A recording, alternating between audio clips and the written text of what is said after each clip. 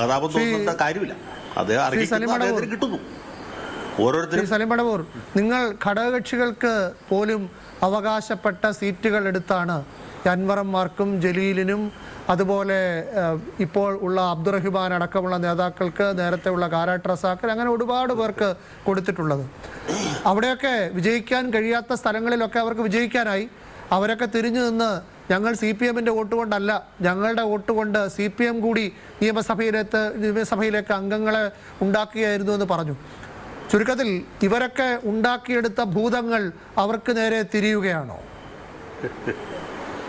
അത് നേരത്തെ ഏറനാട് നിയോജക മണ്ഡലത്തിൽ CPI-യുടെ സ്ഥാനാർത്ഥി LDF-ൻ്റെ ഔദ്യോഗിക സ്ഥാനാർത്ഥിയെ മത്സരിക്കവേ അദ്ദേഹത്തിന് എനിക്ക് തോന്നുന്നു 10,000 വോട്ടാണ് കിട്ടിയത്.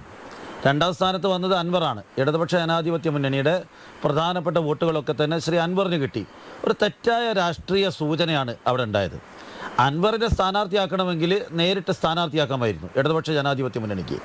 ഒരു ഔദ്യോഗിക സ്ഥാനാർത്ഥിയെ അവിടെ നിർത്തിക്കൊണ്ട് അല്ലാതെ പുറത്തു നിന്ന് മത്സരിക്കുന്ന ഒരു സ്ഥാനാർത്ഥിക്ക് ഇടതുപക്ഷത്തിൻ്റെ മുഖ്യധാരാ പാർട്ടിയുടെ വോട്ടുകൾ മറിച്ച് കൊടുക്കുക എന്നുള്ളത് ഒരു രാഷ്ട്രീയ നെറികേടായിട്ടാണ് എനിക്ക് അന്നും ഇന്നും തോന്നിയത്.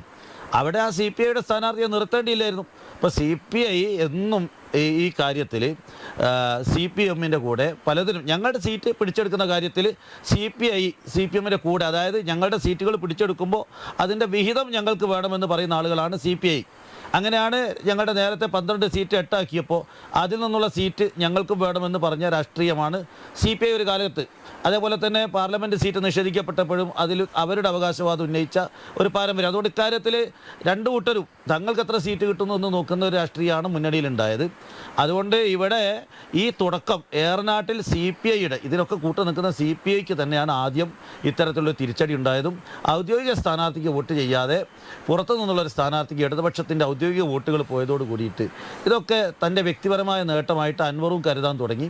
ആ നിലമ്പൂരിലെ വിജയം വ്യക്തിപരമായ വിജയമായിട്ട് അദ്ദേഹം ധരിക്കുന്നു. ഇടതുപക്ഷത്തിൻ്റെ വിജയത്തിലപ്പുറം വ്യക്തിപരമായ വിജയമായിട്ട് ഇവരൊക്കെ തന്നെ ധരിക്കുകയാണ്. ഞങ്ങളില്ലെങ്കിൽ ഈ സീറ്റ് വിജയിക്കില്ല എന്നുള്ളൊരു ധാരണ ഇവർക്ക് വളർത്തി കൊടുത്തു. അതെത്ര കണ്ട് തിരിച്ചടിയായി എന്നുള്ളത് CPM തന്നെയാണ് വിലയിരുത്തേണ്ടത്. ഒരു ഇടവേളയ്ക്ക് ശേഷം